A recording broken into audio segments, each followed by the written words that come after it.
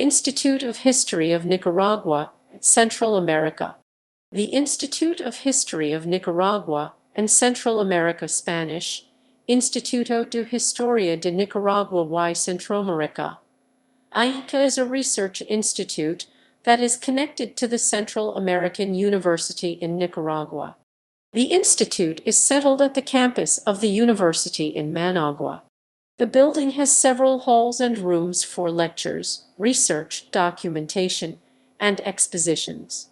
The IHNCA originates out of a merger in 1997 of the Library of the Central American Historical Institute Biblioteca del Instituto Histórico Centroamericano and the Institute of History of Nicaragua Instituto de Historia de Nicaragua.